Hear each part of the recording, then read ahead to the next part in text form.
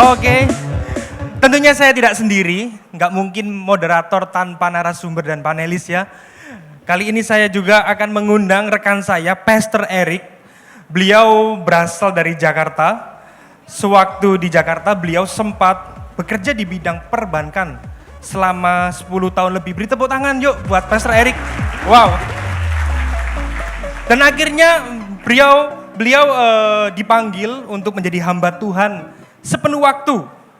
Pastor Eric meresponi panggilan Tuhan dan menyelesaikan studinya di saat dan menyelesaikan gelar Magister of Theology. Dan saat ini Pastor Eric melayani di Gibeon Church sebagai care pastor dan juga college pastor. Pastor Eric. Dan Pastor Eric pada malam hari ini juga tidak sendiri. Beliau ditemani dengan istri tercinta dan terkasihnya, Evangelis Yulia. Beliau juga berasal dari Jakarta. Bebannya dalam bidang pendidikan sempat membawa beliau melayani sebagai tenaga pendidik di sekolah Kristen selama hampir 10 tahun juga. Wah, luar biasa ya, orang-orang yang sangat konsisten sekali ya di dalam bidangnya ya. Karena saking seriusnya dalam bidang pendidikan, Evangelis Yulia menyelesaikan studinya dan mendapat gelar sarjana sastra. Bukan hanya sarjana tapi magister pendidikan, magister of science, magister of theology. Wow, banyak banget ya. Ini untung ya, Pastor Eric itu ada dalam Kristus. Kalau enggak gitu bukan insecure lagi ya. Bertolakan dengan Iya. saya, suka sekolah. Saya enggak suka sekolah. Pastor Eric bisa kalau enggak dalam Tuhan tuh insecure ya saudara ya. Bukan, luar biasa sekali ya Evangelis Yulia ya. Dan juga saat ini beliau menjadi dosen di Universitas Kristen Petra. Dan juga mendampingi Pastor Eric dalam pelayanan di Gibeon Church. Dan hari ini kita juga ditemani oleh Pastor Novi. Beliau ini adalah istrinya Pastor Michael Christian, hot chocolate love-nya ya katanya ya. Dan beliau ini adalah anggota tim pastoral dan board member dari Gibeon Church. Beliau juga adalah CEO dari Ziken LLC yang berheadquarter di Seattle. Beliau juga founder dari The Christian Foundation, yayasan non-profit yang berfokus pada church planting dan mission, sponsorship di Asia Pasifik. Dan tentunya kita ada Pastor Michael Christian yang akan menjadi narasumber kita. Berikan tepuk tangan buat mereka yuk saudara. Jadi kalau teman-teman semua punya pertanyaan, silahkan hujani kami dengan pertanyaannya. Jangan sungkan-sungkan, mumpung di sini. Tapi sebelum kalian tanya, aku pengen tanya deh, ini mewakili kaum muda. Karena sering banget aku dengar itu kayak gini. Ada kata-kata kayak gini. Kalau kita kuliah, kerja, itu harus sesuai dengan passion kita. Sering banget dengar kata-kata mutiara kalau kita punya passion, akhirnya kita jadi semangat dalam mengerjakan hal itu.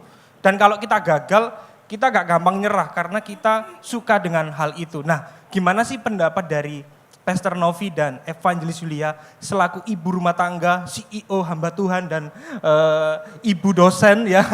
Bagaimana pendapat mereka ini? Silakan. Kalau saya mencari definisi dari kata-kata passion, saya iseng nge-google actually.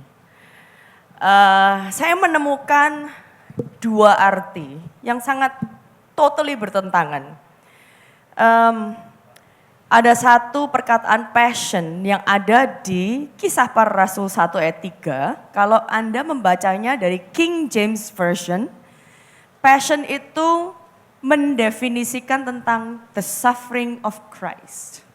Jadi mestinya Latin word dari kata-kata passion yang sangat biblical itu ngomongin tentang suffering, ngomongin tentang hardship, ngomongin tentang ketekunan. Nah, ada beberapa banyak ayat actually, ada banyak ayat lainnya lagi yang mengatakan tentang passion di Alkitab. Tapi ini totally bertentangan. Yang ini passionnya, kalau Anda ketik aja di Bible Anda, Bible Inggris Anda akan menemukan kata-kata passion. Tetapi di samping disandingkan dengan kedengkian, kemarahan, lust, keinginan daging, keinginan duniawi, hawa nafsu, dan salah satunya passion. Nah, dari definisi ini aja saya bisa menarik kesimpulan bahwa menurut saya, dan bukan menurut saya actually, menurut fakta definisi itu, bahwa passion yang tadi disebutkan oleh, mungkin ini adalah statement yang sangat populer, yang sering kita dengar, yang ada di luar sana. Dan kebanyakan statement-statement itu kedengarannya bagus dan memang mungkin kita sering keblinger karena itu terdengarnya bagus dan terdengar benar sehingga kita kurang mengecek kevalitan dari statement tersebut. Bila Anda mempelajari sebenarnya kata-kata statement yang tadi Dave itu nyatakan, itu statement itu nggak benar sama sekali. Bahwa kalau kita mengerjakan sesuatu, kalau kita mau berhasil itu sesuai dengan passion kita. Kalau kita sekolah kita harus sesuai dengan passion kita. Gak ada saudara yang seperti itu. Yang ada adalah hari ini, tadi pagi saya bangun, passion saya ingin sepedaan. Besok passion saya gak tahu apalagi ganti. Manusia ini punya keinginan yang berbeda-beda terus. Nah, bila kita bekerja atau bila kita berkarir atau bila kita ingin membangun kehidupan kita hanya berdasarkan keinginan-keinginan yang selalu berubah-ubah itu, maka kita nggak akan kemana-mana. Sekali lagi, paling nggak saya rasa ikutilah biblical term dari passion yang sebenarnya, yaitu suffering, tekun, mau menanggung hal yang susah. Karena menurut saya di dalam kehidupan ini bila kita ingin membangun kehidupan gak ada yang gampang memang. Membutuhkan suatu ketekunan, membutuhkan suatu fokus, membutuhkan suatu komitmen. Dan dorongannya bukan dari kehendak kita sendiri, pasti ada yang memacu kita. Nah, apa yang memacu kita? Kita akan bicarakan bersama-sama nanti. Tapi by the way berapa banyak kita salah kaprah, boleh lambaikan tangan tentang passion. Saya sendiri pun salah memaknai ternyata. Dan pengen denger deh dari Bu dosen gimana nih tentang kuliah. Oke, thank you. Mungkin saya nambahin aja, tadi mungkin Pastor Novi sudah menyampaikan dengan sangat baik definisi passion itu ya. Jadi memang kalau kita lihat passion itu sekarang mungkin lebih sering dipakainya mungkin istilah lebih populernya itu bicara soal desire gitu ya, keinginan kita gitu ya. Nah sekarang problemnya kita harus cek hati kita. What's inside our heart gitu ya, apa desire kita gitu. Selalu berbicara mengenai diri kita dan kita. Sehingga kita tahu kita manusia berdosa, apa yang drive kita gitu. Teman-teman semua ya, yang drive kita adalah keinginan diri kita yang menuju kepada lust itu, kepada keinginan daging itu. Sehingga kalau kita depends on that, kita bergantung pada itu, kita akan jatuh dan jatuh terus begitu. Nah saya teringat teman-teman, istilah yang sekarang sedang mungkin happening, teman-teman mungkin pernah dengar mengenai generasi strawberry gitu ya.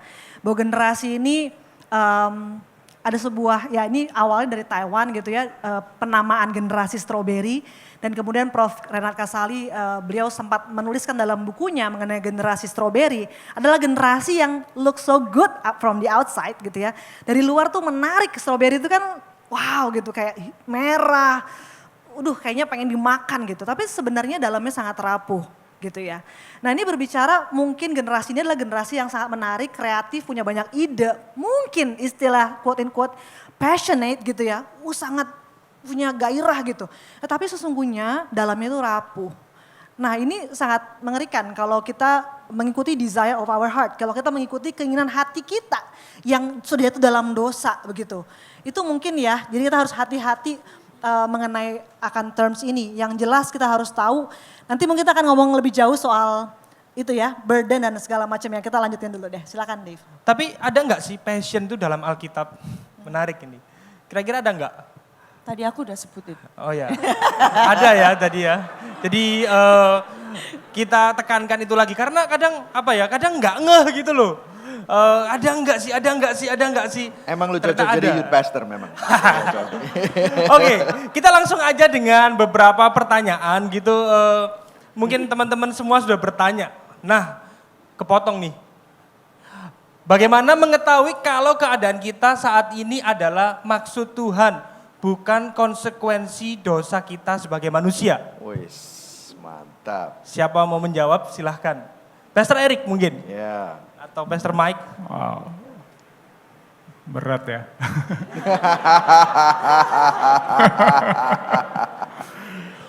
Well, Sangat teologis. iya sangat Teologis teologis. ini, Ini pasti teologi. anak teologi nih jangan-jangan nih. Kayaknya sebenarnya yang paling tahu adalah sebenarnya ya yang menulis pertanyaan ini sendiri ya. Maksudnya apakah dia saat ini mengetahui bahwa keadaannya adalah bagian maksud dari tujuan Tuhan atau bagian konsekuensi dosa kita sebagai manusia. Mungkin cara paling ini mungkin praktis gitu ya. Mungkin kita melihat kepada firman Tuhan karena firman Tuhan adalah cerminan kita sebagai orang percaya gitu ya. Maksudnya apakah yang kita lakukan, kita kerjakan, kita pikirkan itu apakah sesuai dengan firman Tuhan ataukah mungkin kalau konsekuensi dosa tentunya hanya kita sendiri yang tahu gitu apakah kita ini akibat dosa yang kita lakukan atau bukan gitu ya. Tapi memang cerminan yang paling tepat adalah ya lewat firman Tuhan itu sendiri. Makanya Daud juga dalam Mazmur berkata, selidikilah aku ya Tuhan, selidikilah hatiku gitu. Apakah aku serong atau enggak gitu ya. Ya mungkin ada yang ingin menambahkan? Aku mungkin bisa memberikan sedikit contoh dari pertanyaan ini mungkin ya. Contohnya adalah kalau misalnya mengambil major yang akhirnya waktu di tengah-tengah major itu aku merasa Jurusan. Ya, jurusan. ya jurusan, Jurusan. aku merasa aku tidak maksimal dan aku tidak suka. Apakah itu konsekuensi dosa kita? Ya enggak. Itu adalah ya kita harus make decision, udah make decision kalau Tuhan izinkan akhirnya kamu di sana ya tekuni aja. Do your best. Saya rasa itu bukan konsekuensi dosa. Konsekuensi dosa itu seperti begini. Saya dulu pernah mengalami konsekuensi dosa dari keserakahan saya. Kita pernah nih berani banget meminjam uang di bank memang demi pekerjaan. Tetapi akhirnya kami tidak bisa mengelola keuangan itu dengan baik. Sehingga beberapa dari bisnis kami harus tutup. Dan akhirnya kami harus menjual segala sesuatu yang kami miliki. Sehingga kami harus hidup secara minim. Rumah disita, semua disita. Itulah konsekuensi dosa. Ngerti ya maksudnya ya? I hope you understand. Konsekuensi dosa adalah saat kita melakukan sesuatu yang memang benar-benar melanggar dari kebenaran firman Tuhan. Lalu kita mengecap akibat dari dosa tersebut.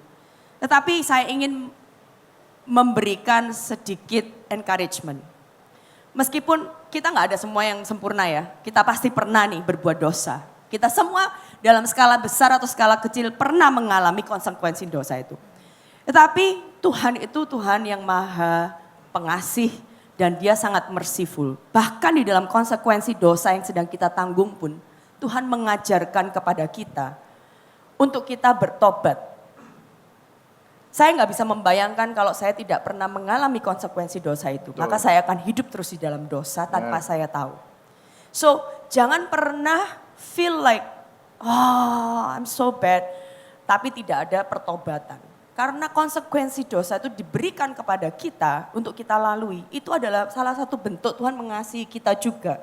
Karena melalui konsekuensi dosa itu kita diberikan waktu untuk berpikir, merefleksikan, dan juga membangun relasi kita kembali dengan Tuhan. Dan juga mengenal, oh ini toh yang namanya dosa. Kalau enggak kita enggak akan tahu. Kita tahu tapi kita memberontak. So, I hope that explains that. Oke, mungkin Aku Tio, boleh nambahin dikit. Silakan. Aku mungkin tidak menjawab pertanyaan, tapi saya mencoba sedikit menerawang apa ya yang dipikirkan mungkin ya, kalau saya nggak salah dari apa pertanyaan ini gitu. Karena gini teman-teman, mungkin sering kali gitu ya, yang saya pernah alami dulu, saya pernah dalam situasi yang tidak menyenangkan dan saya berpikir itu saya dalam konsekuensi dosa gitu. Atau mungkin bahkan teman-teman saya mengalami sesuatu yang buruk dan kemudian mereka ada orang yang mungkin bilang, kamu mungkin berdosa gitu, kamu ini dan kamu pasti buat salah sama Tuhan, kamu begini, kamu bertobat dan bla bla bla bla bla gitu ya. Dan akhirnya kita merasa down atau mungkin hidup kita tidak lebih baik dari orang lain dan orang lain mulai bilang, wah pasti kamu kurang ini nih, kamu kurang itu dan kamu kurang ini dan itu. Nah itu perlu hati-hati juga sih. Karena kadang-kadang ada juga spiritualize, kebohongan-kebohongan rohani yang diberikan oleh orang lain gitu ya, atau lingkungan kita bertumbuh, itu yang membuat kita berpikir bahwa iya ya seharusnya standar hidup tuh seperti ini, kalau saya nggak sampai ke sana, saya tuh sebenarnya dikutuk Tuhan gitu. Jadi ya itu mungkin kita harus perhatikan tadi yang Pastor Mike sampaikan di khotbah ya, bahwa sekarang dengan apa yang kita punya, kita mau setia dan kita mau jalani dengan sungguh-sungguh. Seperti itu. Jadi jangan compare hidup kita, jangan bandingkan hidup kita dengan orang lain dan memakai standar orang lain untuk hidup kita. Kalau kita lihat di Alkitab banyak sekali hamba-hamba Tuhan yang Tuhan berkenan atas hidup mereka, mereka menjalani hidup yang tidak baik. Gitu. Jadi itu mungkin ya Ayub, wow gitu ya, Paulus dan rekan-rekan yang lain gitu. Jadi mungkin itu yang tadi saya mencoba memikirkan pertanyaan ini dari sisi yang lain mungkin. Oke. Ya. Jadi lebih baik adalah apa yang kamu lakukan di dalam keadaanmu yang saat ini itu bertobat atau menekuni apa yang, karena Allah turut bekerja dalam segala sesuatu untuk mendatangkan kebaikan. Jadi kalau Tuhan mengizinkan itu terjadi dalam hidup saudara, maka Tuhan mempunyai maksud. Bahkan Yusuf pun mengalaminya. Bahkan dia berbicara di Kejadian 50 ayat 20 berkata bahwa kamu, ada orang yang mereka-rekakan yang jahat bahkan. Jadi dosa orang lain kena dia. Ini lebih parah lagi kan? Mungkin saudara bilang ini gara-gara dosa punya papa mamaku ini. Well, that's okay. Karena apa yang direka-rekakan iblis untuk kejahatan, maka Tuhan mereka-rekakannya untuk kebaikan. Karena saudara dan saya ada di dalam genggaman tangan Kristus, maka kita tetap aman. Bahkan melalui itu semua terjadi kebaikan dan kemuliaan Tuhan di balik semuanya itu. Jadi be encouraged in that you are okay in God's hands, okay? Ya, mungkin saya juga mau nambahin sedikit. Kalau yang kita lihat ke kisah Ayub tadi ya, ketika dia mengalami semua yang dia pikir, dia merasa memang dia nggak melakukan salah gitu ya. Tapi akhirnya kan Tuhan berbicara kepada Ayub ya. Nah ketika dia mengerti pada bagian akhirnya, Ayub berkata seperti ini di Ayub 42 ayat 5.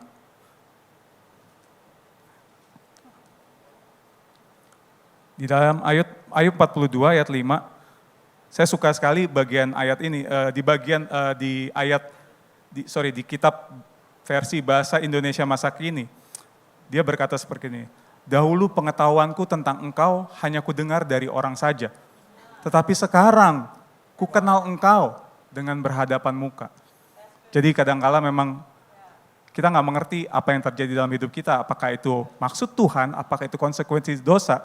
Tapi semua itu membawa kita pada satu titik yaitu pengenalan akan Tuhan. Sehingga Roma 8:28 itu benar-benar terjadi bagi setiap orang percaya. Ya. Menjawab ya teman-teman ya. Kita beralih kepada pertanyaan selanjutnya. Nah ini menarik. Jika pekerjaan kita sekarang adalah kedaulatan Allah, waduh reform ini pasti. Apakah kita tidak boleh untuk mencari pekerjaan lain? Terkadang bukankah kita melangkah keluar itu juga kehendaknya? Nah ini.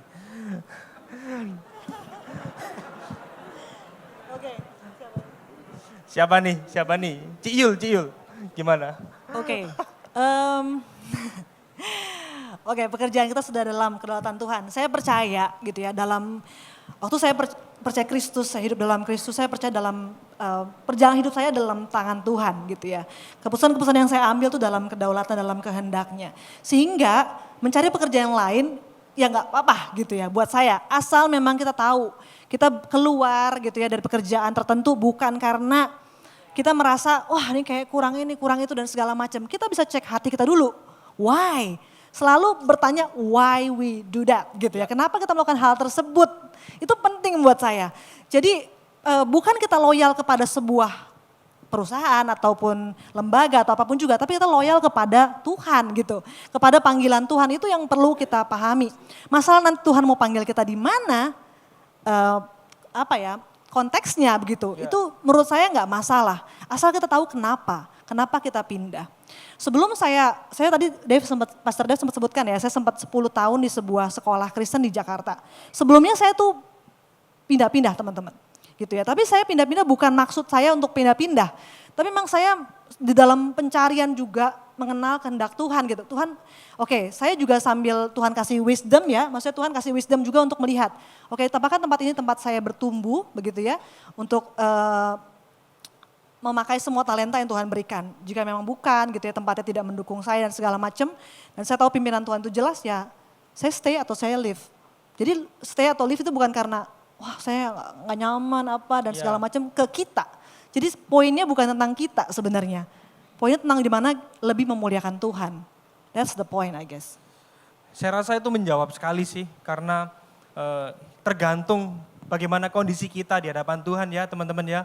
Dan saya ingin langsung aja lanjut ke pertanyaan selanjutnya, karena tadi saya lihat tuh banyak banget yang tanya deh. Silakan. Nah, keren. Apakah wanita itu harus bekerja by nature? Karena di Alkitab ada tertulis, janganlah engkau makan jika tidak bekerja. Waduh.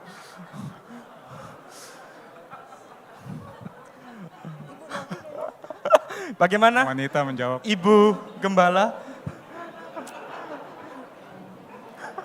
Never underestimate housewife. Oh, jangan ya teman-teman ya. Saya pernah membaca suatu statement atau sort of an article ya. Ada orang yang menghitung gaji sekretaris, neni, tukang masak, tukang bersih-bersih, semua itu kalau ditotal kayaknya lebih mahal gajinya istrinya dibanding gajinya suaminya yang bekerja di sekuler. Nah. Ngerti ya maksudnya ya? Seorang housewife is raising their kids, managing the household, managing the family's finances sometimes. And then they have to, mereka harus menjaga rumah tangga mereka harus memelihara, nurturing their kids. Itu multitasking yang gak mudah, saudara. But anyway, ngomongin tentang wanita apakah harus bekerja by nature, saya rasa ini bukan ngomongin tentang karir ya. Tidak hanya ngomongin tentang karir saja. We all have to work. Menjadi ibu rumah tangga itu bekerja. Ya. You know, student, Anda wanita, Anda student, Anda bekerja, mengusahakan nilai yang baik.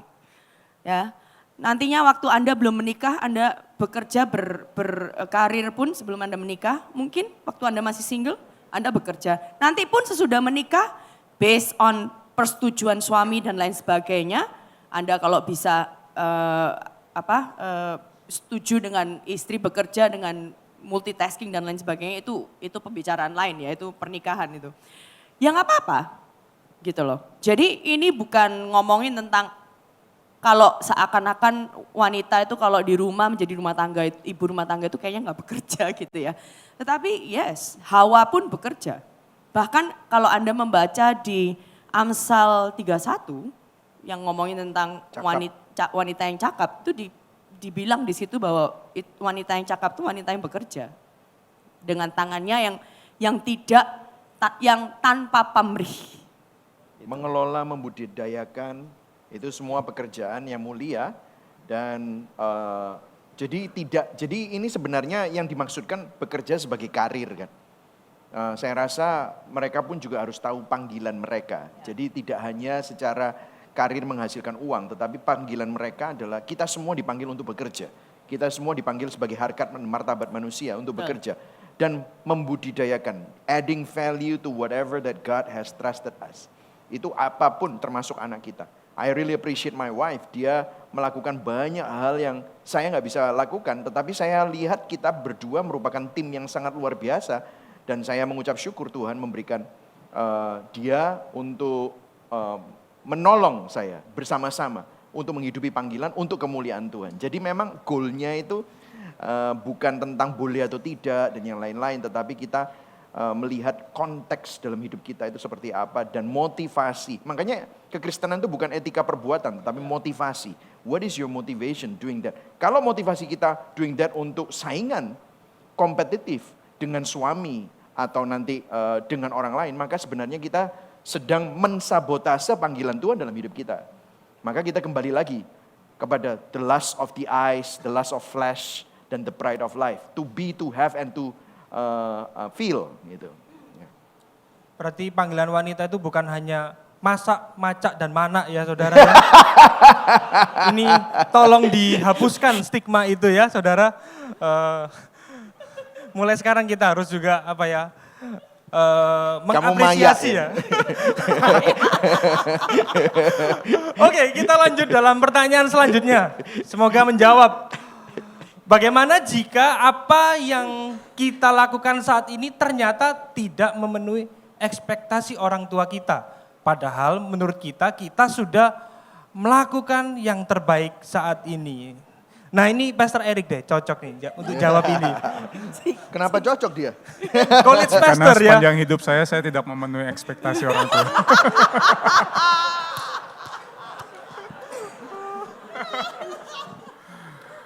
Well, ya, pengalaman hidup ini. Gimana ya? Well, sebenarnya memang ya kita harus melihat juga sih, orang tua kita kan memang punya ekspektasi pasti ya. Dan memang ekspektasi mereka kita tahu di balik itu semua sebenarnya mereka sayang sama kita ya. Tapi lebih dari itu semua kita harus melihat apakah firman Tuhan berada di bawah ekspektasi mereka maksudnya gitu.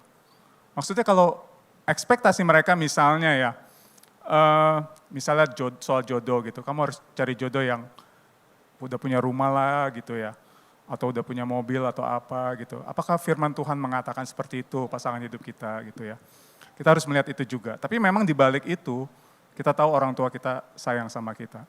Ya tapi mungkin ya kita memberikan pengertian yang terbaik kepada sebagai anak, kita tetap menghormati mereka gitu. Namun di balik itu semua kita tahu pandangan mereka walaupun mungkin itu terbaik buat mereka, tapi itu nggak terbaik karena nggak sesuai dengan firman Tuhan. Jadi ya mungkin kita harus tetap balik kepada firman Tuhan sih. Ya mungkin ada yang ingin menambahkan. Sebagai parents. Saya juga pernah jadi anak. Sebagai seorang anak, kita harus menerima kenyataan that we cannot change our parents. That's the first thing that we have to accept. Karena selama kita masih merasa bahwa ekspektasi orang tua kita tidak adil, maka kita pun terperangkap di dalam penjara ekspektasi orang tua kita itu sendiri. Terus kedua, kalau memang kita sudah mengevaluasi diri kita dan kita sudah melakukan hal yang terbaik, maka saya rasa kita bisa bawa dalam doa kepada Tuhan. Kita minta Tuhan kasih kemurahan, ubah orang tua kita, bantu kita untuk punya hikmat bagaimana cara menghadapi orang tua kita. Ya. Dan kemudian mungkin ini adalah suatu pengalaman di mana Tuhan ingin membentuk identitas saudara, tidak berdasarkan dari penerimaan orang tuamu. Tetapi hanyalah dari penerimaan Kristus saja. Memang anak-anak, sebagai anak-anak, kita akan ada di titik, semua anak-anak tanpa kecuali ya, pasti akan ada di suatu titik di mana kita mendambakan penerimaan orang tua kita. Tetapi kita juga harus sadar bahwa orang tua kita itu bukan Tuhan. They are not perfect. Mau kita sepinter apapun juga, berusaha sebaik apapun juga, there will be something yang kurang. Dan kita harus legowo. Ya, kalau sampai mereka quote unquote kecewa, hal itu tidak akan membuat kita down. Karena kita sudah sadar di hadapan Tuhan, Tuhan menghargai kita 100%, enggak kurang dari 100%. Dan penghargaan manusia itu tidak seharusnya mendefinisikan siapa kita, termasuk orang tua kita. I hope that helps. Ya mungkin tambahin sedikit ya. Tadi kan Pastor Novi sebutkan soal pengalaman kita bersama Tuhan juga, tapi saya pikir juga pengalaman orang tua kita bersama dengan Tuhan juga. Jadi mungkin saya sedikit share aja begitu mengenai kami berdua. Waktu itu berkarir gitu ya di Jakarta, waktu itu Erik sudah bekerja di bank sekian tahun gitu, dan saya juga bekerja di sekolah. Posisi kami sudah baik, kemudian kami sudah ada rumah, ada kendaraan sendiri dan sebagainya macamnya. Tiba-tiba kami menjawab panggilan Tuhan untuk menjadi hamba Tuhan. Kami tinggalin semuanya. Saya rasa waktu itu keluarga kami juga agak drop gitu ya. Shock gitu kayak, hah gak salah nih gitu kan ya. Jual rumah, ini pindah ke kota yang kecil, lili gitu ya. Tapi di situ kami mencoba menjelaskan semampu kami dan kami terus berdoa. Dan itu saya rasa orang tua kami pun juga mengalami pengalaman dengan Tuhan pada waktu itu. Maksudnya mereka bergumul dengan Tuhan, mungkin mereka bertanya, mereka berdoa dan lain-lain ya. Tapi saya yakin sih hari ini saya berkomunikasi dengan mereka, Erik juga dengan keluarganya juga. Kami melihat gitu bahwa Tuhan juga berbicara ya kepada mereka, Tuhan juga membentuk mereka seperti itu. Mungkin itu tambahan saya. Ini puji Tuhan kalau ada perubahan, tapi kalau misalnya Anda mengalami orang tua yang tidak berubah sama sekali, kita harus tetap bisa menerima. Iya. Disinilah at the end of the day, karena begini, orang tua itu tahu ya, semua tombol-tombol kita ya. Dia bisa pencet ini supaya bikin Anda merasa bersalah. Iya ya, aduh, iya ya kurang ya. Tipikal gitu ya. orang tua Asia. Iya. Ini pengalaman hidup kayaknya saya juga. Nah, Kita ini sebagai orang tua juga harus menahan diri juga iya, seperti itu. karena kalau enggak itu akan selalu mengganggu kita. Nah, sebenarnya waktu kita terusik dengan itu semua, waktu emosi-emosi itu keluar, disinilah kita harus berperkara dengan Tuhan. Kadang-kadang kita ini punya berhala penerimaan kan, pengakuan, terutama dari orang tua yang ingin kita buat bangga sama kita. Tetapi percayalah, mau seberapa pun yang kita lakukan, itu pasti akan ada yang kurang di mata manusia. Disinilah kita harus tahu dan sadar bahwa penerimaan kita yang tertinggi adalah Tuhan yang semestinya bisa menolak kita dan berhak menolak kita, tetapi justru memberikan anugerah dan rela bayar harga untuk menerima kita. Nah, itu yang tertinggi dan terbesar. Nah, waktu saya berdamai dengan itu, tiba-tiba semua ekspektasi-ekspektasi itu menenangkan saya. Gak perlu mengganggu saya lagi. Bukan berarti saya sombong ya. Gak ngerti. Bukan gitu ya. Itu merendahkan. Tetapi saya bisa compassionate. Ya, saya ngerti yang mereka maksudkan apa. Saya doa Tuhan supaya Injil pun bisa menjamah hati mereka. Nah, kan tiba-tiba berbeda. Nah, semoga ini bisa menjawab kita semua. Jadi kalau boleh saya simpulkan, yang penting itu kita harus tahu kondisi hati kita dan yang kedua kita harus mendoakannya, teman-teman. Setuju? Oke, selanjutnya. Waduh, ini mendingan Cenovi aja yang baca. Saya lama di Tegal, enggak bisa ngomong ini. Enggak bisa bahasa Inggris. Tak translate aja ya. Katanya Batak kok di Tegal. Oke, saya berpikir bahwa hidup tuh sucks. Sucks itu apa ya? Menyebalkan. Terus mengapa kita harus menikah dan punya anak-anak? Raising them, membesarkan mereka untuk hidup di dalam dunia yang sangat jahat ini. Oke, itu pertanyaannya ya. Honestly saya pernah berpikir seperti ini juga. So pemikiran seperti ini bukan out of the box kok. Aku juga pernah mikir. Pada waktu kita melihat dunia ini yang kayaknya kok nggak tambah baik gitu ya. Kok ada pandemi gitu ya. Nanti 100 tahun waktu anak kita, nanti pandemi apa lagi gitu kan. Langsung berpikir terlalu panjang. Kalau saya melihat seperti itu, tidak di dalam terang Injil, of course saya akan lose hope. Karena, kita hidup di dalam dunia ini kalau tanpa Tuhan memang hopeless, saudara. Kita nggak bisa melihat dunia ini hanya dari kacamata dan world view akan dunia sekuler. Kita harus belajar melihat dunia ini dari world view-nya Tuhan. Saya akhirnya sadar bahwa kalau saya dianugerahkan untuk diberi kesempatan menikah dan punya anak, artinya saya diberi kesempatan to make this world a little bit better place. Through the faith that I wariskan kepada anak-anak saya. You know what I mean? Ngerti maksud saya ya? Jadi masih ada kesempatan di mana kita bisa memuliakan Tuhan. Waktu kita mempunyai anak, membesarkan mereka di dalam iman Kristus. Karena dengan harapan, dengan kehadiran keluarga kecil kami, sekeliling kami itu bisa merasakan kehadiran Kristus. di tengah-tengah kejahatan dunia ini. Isn't that beautiful? Bukankah itu maksud dari panggilan Tuhan bagi kita semua orang percaya? Kalau kita hanya melihat sekali lagi, udahlah percuma lah, itu fatalisme saudara. Seperti yang ya kalau Anda ada di sini ya. Fatalisme akhirnya ya sudahlah, kita give up aja. Tetapi kalau kita melihat dari terang Injil, ada pengharapan di dalam Kristus. Betul. Nah sebenarnya saudara ini, pertanyaan ini adalah kesimpulan dari ateisme. Atau orang yang percaya evolusi. Karena begini, orang yang percaya evolusi itu mereka percaya bahwa nenek moyang mereka adalah lumpur. Yang akhirnya menjadi sel yang sederhana, yang akhirnya evolve menjadi ikan, dan akhirnya menjadi binatang yang melata, yang akhirnya menjadi monyet, kemudian yang akhirnya jadi manusia. Jadi nenek moyang mereka adalah kejadian yang kebetulan, yaitu Big Bang. Sehingga hidup mereka sebenarnya nggak matter.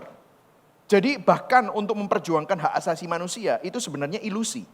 Maka kesimpulan yang seperti ini sebenarnya diambil dari sebuah pencampuran worldview atau filosofi dunia yang melihat bahwa segala sesuatu yang kita lakukan ini tidak ada maknanya.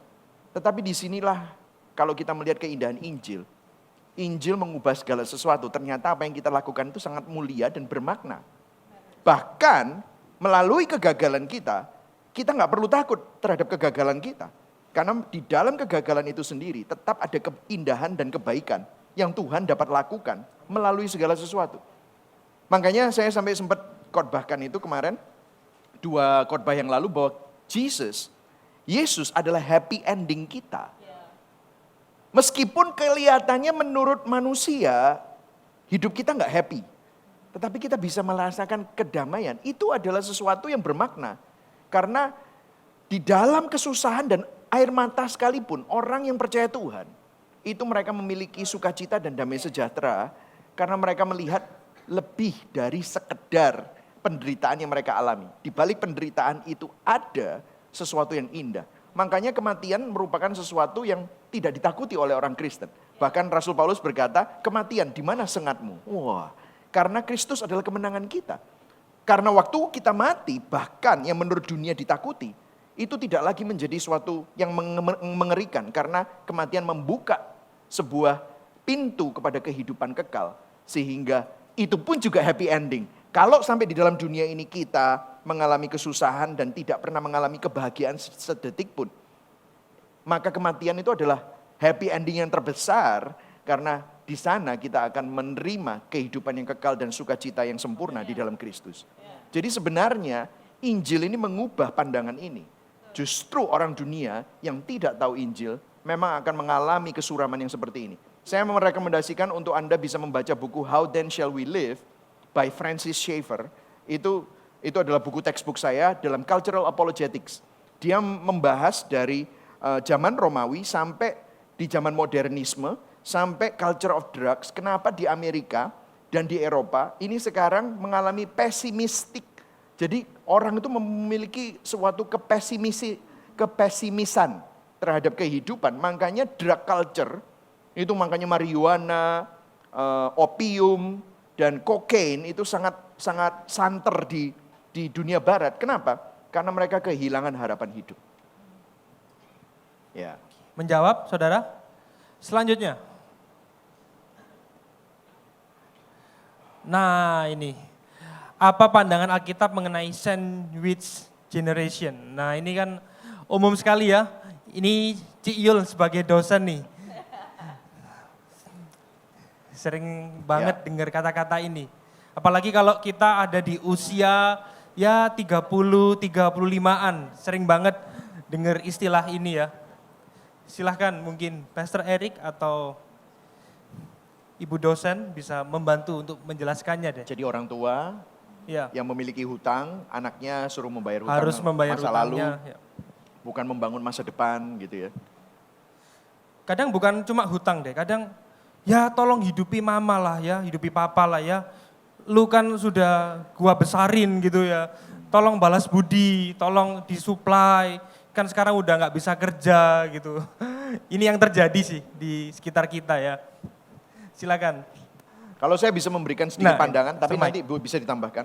Sebenarnya begini, kita melihat ini dari sisi culture ya. Culture akan bilang, kalau terutama di dalam culture Asia, kita akan melihat bahwa orang tua itu harus dihidupi oleh anak-anaknya dan yang lain-lain. Tetapi apakah Alkitab berkata seperti itu? Hormatilah orang tuamu, benar. Tetapi tidak pernah ada dikatakan hidupilah orang tuamu. Of course kita bisa menghidupi, tetapi menghidupi mereka dan menolong mereka seperti apa, itu kan didefinisikan sesuai dengan konteks kita sendiri. Nah, disinilah kita perlu secure dengan apa yang firman Tuhan katakan dan panggilan kita di dalam hidup ini. Karena Alkitab selalu berkata bahwa kita ini bertanggung jawab terhadap keluarga yang kita hidupi saat ini. Kalau Anda seorang suami, maka kepala keluarga dari keluarga itu, maka Anda punya istri dan anak-anak, maka itu adalah prioritas. Tetapi apakah tidak boleh menolong orang tua? Of course boleh, tetapi menolong ya. Bukan mengabaikan keluarga yang miliki utama dan mengorbankan mereka demi menghidupi generasi yang sebelumnya. Bukan seperti itu. Nah, disinilah kita bisa memakai maksudnya prinsip Alkitab dan menerapkannya sesuai dengan diskresi itu. Nah, banyak orang masalahnya tidak bisa merasa aman dengan prinsip itu. Karena apa? Merasa bersalah. Karena merasa tertuduh. Apalagi kalau misalnya orang tuanya menuntut gitu. Nah, disinilah menghormati orang tua itu tidak selalu harus mematuhi 100%. Tetapi mempertimbangkan. Karena Anda sekarang sudah menjadi dewasa. Saya tidak menyuruh Anda memberontak loh ya. Karena firman Tuhan tidak pernah menyuruh itu. Tetapi waktu masih kecil, memang waktu kita masih kecil disuruh patuhilah, taatilah. Karena kata-kata taatilah, hai anak-anak, taatilah orang tuamu. Anak-anak di situ bicara tentang anak-anak yang di bawah umur. Ada bahasa Yunani yang Teknon. spesifik. Yes. Teknon. Bahasa Yunani yang spesifik itu bicara tentang anak-anak di bawah umur. Tetapi waktu dewasa tidak pernah ada kata-kata itu. Tetapi hormatilah. Artinya apa? Permintaan mereka, nasihat mereka, kita perlu pertimbangkan. Kita perlu sopan. Kita perlu memikirkan. Tetapi pada saat yang sama tidak.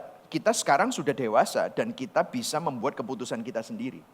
Nah, disinilah kita harus membuat keputusan yang alkitabiah dan menghidupi panggilan yang Tuhan percayakan.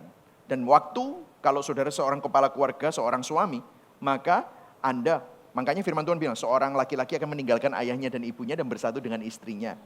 Artinya mereka mempunyai keluarga yang sendiri. Artinya sebenarnya orang tua itu dihidupi, siapa yang menghidupi? Ya suaminya, ya papa kita mestinya, itu tanggung jawabnya dia.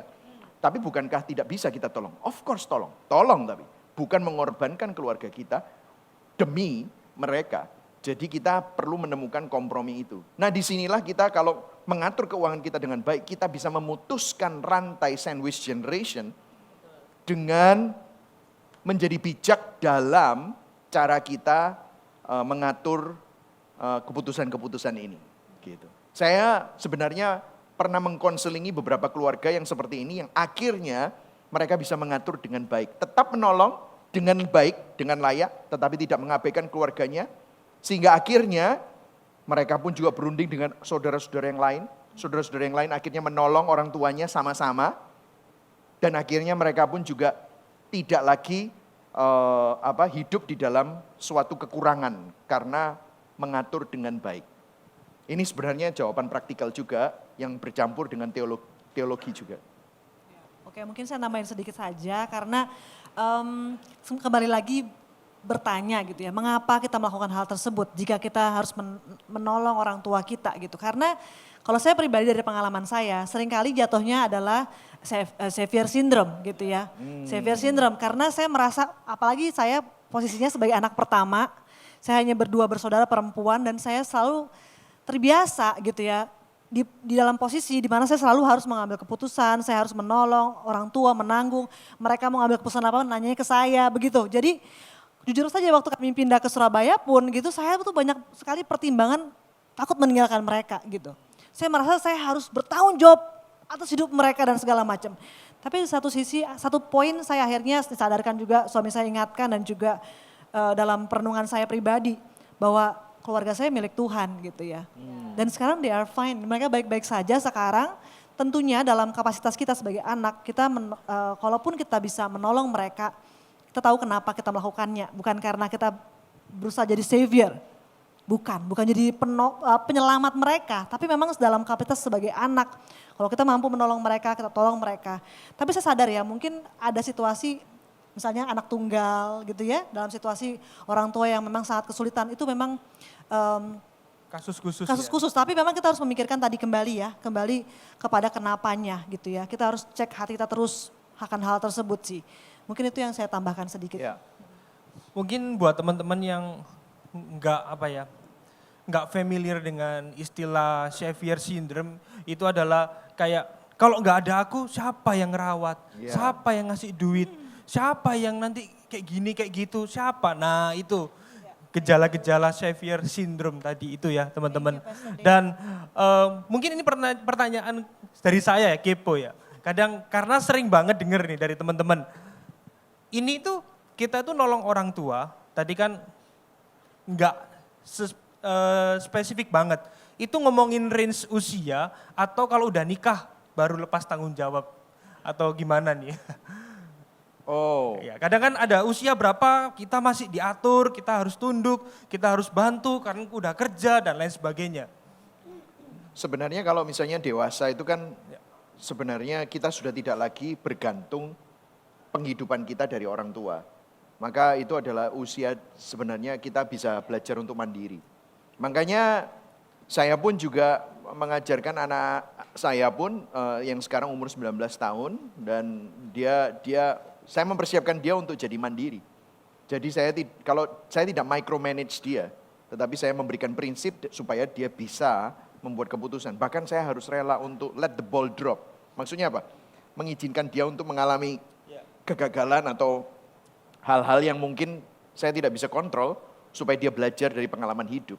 Maka dari situ dia belajar untuk menjadi dewasa. Nah nanti kalau saudara dan saya nanti sudah menjadi orang tua yang mempunyai anak yang dewasa, kalau kita lihat sandwich generation bahwa orang tua, maka kita jadilah orang tua jangan sampai menuntut seperti itu kepada anak kita. Makanya mulai sekarang pun saya sudah menyiapkan secara finansial bahwa anak-anak kita tidak akan harus bergantung, kita tidak bergantung kepada anak-anak kita, tetapi kita sudah bisa self-sustain nanti. Dan saya pun juga menyiapkan fund-fund khusus supaya mereka nanti bisa bersekolah dengan suatu freedom gitu ya. Karena kita sudah menyiapkannya sebagai orang tua yang baik gitu. Jadi ya itu sih. Oke, thank you Pastor Mike. Selanjutnya boleh pertanyaan selanjutnya. Kenapa orang yang jalannya sudah taat penuh pada Tuhan hidupnya selalu susah? Bahkan seperti berkata kunjung datang. Nah ini sebenarnya ada di khotbah ini ya. Tapi Wah, kenapa asik orang ini. yang jalannya keluar dari jalan Tuhan selalu lebih dari cukup? Nah ini teologi sebenarnya. Ada di seminar apologetika sebelum ini. Silakan beli kaset dan CD-nya. Oh nggak ada kaset ya, flash disk ya. Tapi nggak apa-apa deh, dijawab deh. Silakan. Boleh? Siapa yang mau jawab?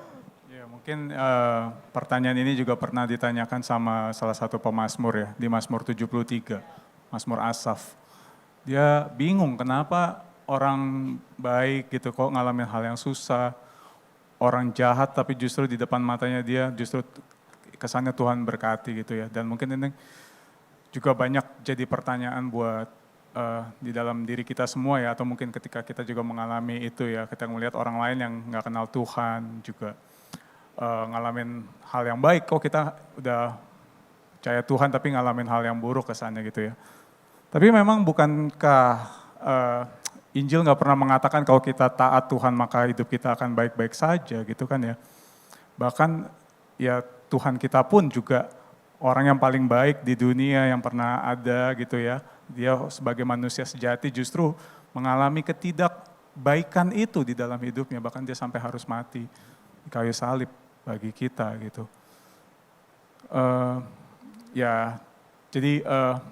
Gimana ya. Kita mungkin memang nggak bisa, pertanyaan ini pertanyaan yang sangat teologis sih memang.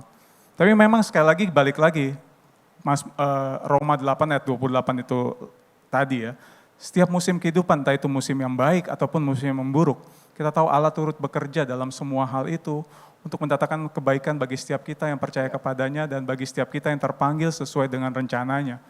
Yaitu supaya sekali lagi kita semakin serupa dengan Yesus. Gitu. Itu kalau dari saya. I think dalam pertanyaan ini ada sedikit kalau Anda pernah mendengarkan beberapa dari khotbah berseri kita gitu ya. Actually, kalau kita mendefinisikan berkat itu adalah hal materialistis, maka disitulah kebelingernya saudara. Ya, Karena actually biblical term of blessing di dalam New Testament is a life with Christ. Oke. Kutuk atau kejahatan itu adalah life without Christ. Nggak ada hubungannya dengan hal berkat secara materi actually. Jadi bisa nggak orang lagi susah secara materi, tetapi hidup dalam berkat hidup Tuhan. dalam berkat Tuhan? Sangat possible banget. Karena sekali lagi berkat itu definisinya apa dulu? Nah, yang paling saya masih ingat sekali di dalam khotbah berseri kita itu ngomongin bahwa yang sangat mengenaskan adalah saat hidup kita didefinisikan oleh berkat materialistis ini dan kita terikat di dalamnya. Maka sebenarnya itu adalah kutuk. Karena segala sesuatunya diukur oleh oleh materi. Bukankah itu hidup di dalam kutuk? Yes. Tetapi hidup di dalam freedom adalah hidup yang ada di dalam Kristus yang tidak diukur dari apakah kita cakep apa enggak cakep, kita punya mobil apa enggak punya mobil apa, kita punya rumah segede apa atau sekecil apa. Hidup kita enggak diukur dari itu, bukankah itu is the true freedom? Tetapi kalau misalnya definisi dari sukses itu justru diukur dari petak rumah kita dan apa yang kita miliki, itulah actually kutuk itu. Gitu. Ya, jadi worldview kita perlu di-adjust karena ada begitu banyak orang yang punya banyak duit. Buktinya kalau saudara nonton itu seorang chef yang keliling dunia. Bourdain, Anthony Bourdain. Ya, Anthony Bourdain, dia mati bunuh diri, saudara. Padahal dia worth 240 miliar, worth segitu banyaknya. Dan dia traveling around the world and makan makanan yang enak and bunuh diri. Why? Bukankah itu yang dideskripsikan di sini? Berkat tak kunjung datang, tetapi orang yang jalannya keluar dari jalan Tuhan selalu lebih dari cukup, dia lebih dari cukup. Kenapa kok artis-artis atau orang-orang yang terkenal bahkan yang ada di puncak ketenarannya mengalami depresi dan nggak bisa tidur? Why? Padahal mereka secara materi lebih dari cukup. Mungkin Anda bilang ya lebih enak nangis di dalam Rolls Royce pastor daripada nangis di becak gitu ya. Tapi saudara, becak dan Rolls Royce itu tetap aja dua-duanya nangis saudara. Jadi it doesn't matter. Karena at the end of the day berkat, makanya ya Tuhan itu tidak kirim banker. Dia kirimkan penyelamat untuk mati di atas kayu salib. Amen. Karena yang dibutuhkan manusia itu adalah solusi dari dosa. Dan bahwa kutuk yang terbesar itu adalah kita terpisah dari Allah. Dan kutuk itu adalah segala sesuatu diukur oleh uang. Segala sesuatu diukur oleh mata pencaharian yang dengan keringat tadi itu loh. Dan itu semua menjadi fruitless and pointless, jadi semak berduri. Maka yang perlu dirubah adalah worldview-nya. Karena pada saat kita melihat bahwa kita berdamai dengan Allah, maka apapun keadaannya kita ada di dalam berkat Allah.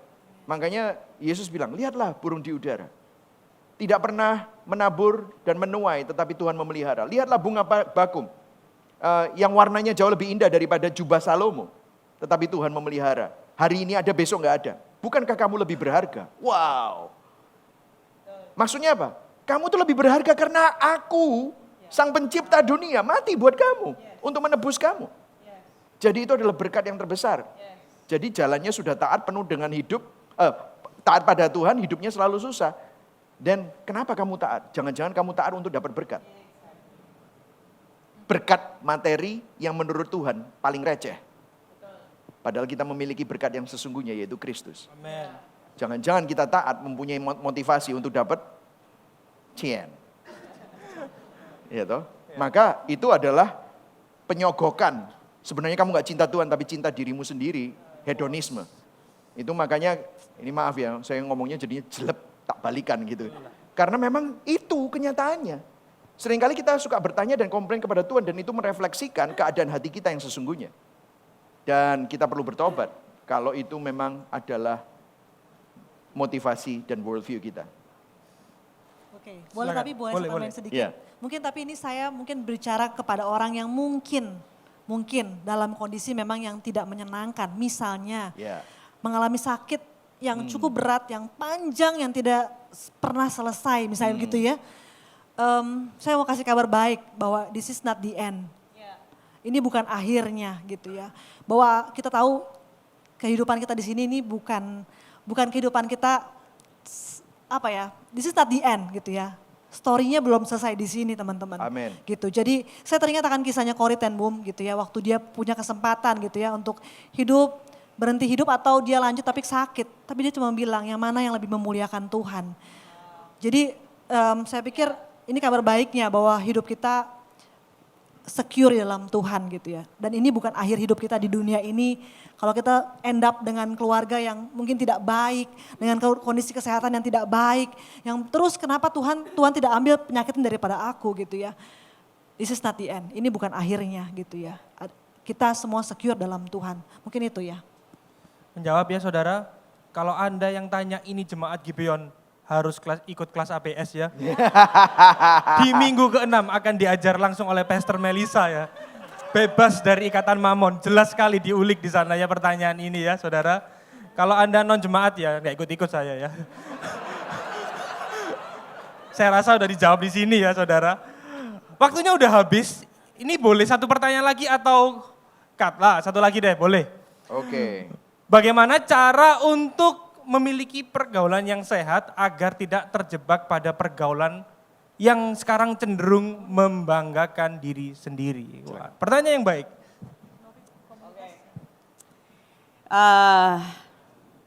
Saya actually sudah menaruh poin yang ingin saya sampaikan sebagai pesan-pesan. Ini jawabannya ya. Actually kalau saya ingin share sedikit about my life experience waktu saya terima Tuhan Yesus born again. Itu saya mungkin masih umur 18 tahun ya. Tetapi saya bersyukur sama Tuhan, for some reason Tuhan itu selalu sort of push me kepada local church all the time. Waktu saya umur 18 saya bergereja di Surabaya, kemudian saya bersekolah di Seattle. Di situ pun for some reason saya merasa I have to find a local church. Kemudian saya tertanam di gereja lokal di situ dan saya tertanam selama 12 tahun di sana. And then waktu kita pindah ke LA, kita pun tertanam di gereja lokal di situ juga. And by the way, saya sampai bilang gini sama dia, by the way kita itu ya sejak 18 tahun sampai sekarang nggak pernah tidak ada di dalam CG saudara. Ya. CG itu care group. Komunitas. Saya kalau look back itu, I am always in a small group. Gak tahu kenapa. Mungkin karena ya Tuhan sort of push me towards that direction gitu ya. Dan sampai saat ini pun, saya pun ada di small group. Dan waktu saya look back, honestly, pergaulan dari teman-teman di gereja, itu membantu saya untuk mengingatkan terus akan iman saya di dalam Tuhan. Saudara bayangkan ya, dalam kehidupan sehari-hari, apalagi zaman sekarang, information and social media always comes at you. Kamu bangun pagi buka, udah banyak banget. Itu kalau nggak dianulir dengan pergaulan yang ada di dalam Kristus dan Injil yang mengingatkan kita akan identitas kita bukan di dalam apa yang seperti Anda lihat terus di dalam social media atau dalam news, maka Anda akan terhanyut oleh dunia sekuler ini dan nilai-nilainya. Yes. Trust me.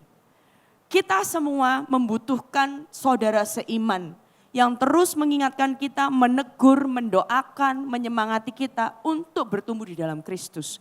Saya, Anda, saya sekarang sudah berkeluarga, udah ya nggak perlu ngomong umurnya, but I still need friends di dalam Kristus, Yes. gitu ya. Sampai nanti pun saya sampai tua pun, I will definitely need friends di dalam Kristus. Karena saya tidak percaya dengan diri saya sendiri. Saya punya kecenderungan selalu melenceng dari Tuhan. Tetapi puji syukur akan gereja lokal dan juga teman-teman yang ada di dalam komunitas yang selalu mendorong, mengingatkan, dan mensupport. Ya. Oke, saya mau tambahin sesuatu juga. Selain komunitas adalah disiplin rohani. Disiplin rohani itu bukan tolak ukur kerohanian, tetapi sarana untuk membangun kerohanian. Nangkep ya? Banyak orang berpikir bahwa disiplin rohani adalah tolak ukur kerohanian. Oh, gue udah baca Alkitab berapa pasal hari ini, berarti gue makin rohani, makin kudus. Salah ya? Atau gue udah berdoa setengah jam, kemarin 10 menit, berarti gue hari ini tambah rohani. No, tetapi sarana ini adalah sarana untuk spiritualitas. Jadi apa yang terjadi? Waktu kita baca firman, waktu kita datang setiap minggu ke gereja. Imagine, dalam 1 tahun cuma 52 minggu saudara. And guess what? 52 minggu kalau kita bolong-bolong. Ya nggak heran kalau kita cenderung mengikuti value-value dunia ini. Wong seminggu sekali aja nggak dikalibrasi hatinya, bagaimana mungkin kita. Saya ngomong begini bukan karena saya gembala sidang, saya udah melakukan ini bahkan sebelum saya jadi pastor. Kenapa? Saya tahu pentingnya. Karena waktu kita beribadah itu sebenarnya bukan ekspresi diri. Ada orang bilang, wah kalau gue ibadah di sini enak ekspresi diri. Itu fokus yang salah. Sebenarnya Anda mengalami spiritual formation. Jadi spiritualitas Anda itu sedang dibentuk melalui apa? Ibadah. Melalui apa? Baca Alkitab, renungan harian, berdoa, mempunyai disiplin untuk berkumpul dengan saudara seiman. Makanya sampai ada ayat Alkitab yang berbicara, janganlah menjauhkan dirimu dari persekutuan orang kudus. Seperti yang dibiasakan oleh beberapa orang. Karena ini akan menghancurkan kehidupan spiritualitas kita. Padahal manusia batiniah kita, spiritualitas kita itu perlu diperbaharui terus menerus. Karena manusia lahiriah kita yang kita banggakan ini akan merosot. Akan makin tua, akan makin kefanaan ini akan makin hilang dan masuk ke dalam kebinasaan. Itulah sebabnya kita perlu membangun yang batiniah, yang spiritualitas ini. Karena ini yang kekal, maka jangan kebalik saudara. Inilah sebabnya kita membutuhkan gereja lokal dan disiplin rohani. Bukan untuk membuktikan diri akan cinta kita kepada Tuhan. Tetapi karena Tuhan sudah mencintai kita, maka kita ingin mengenal Dia lebih lagi dan semakin serupa dengan Dia melalui ini semua. Amin. Oke. Saya rasa sudah menjawab saudara, karena waktunya sudah habis. Kita akan mengakhiri pertemuan kita pada hari ini. Jika ada pertanyaan yang belum terjawab, mohon maaf karena banyak sekali pertanyaan yang masuk dan waktu kami terbatas. Oleh karena itu saya undang Pastor Mike untuk menutup. Mari sama-sama kita berdiri, saudara diberkati hari ini.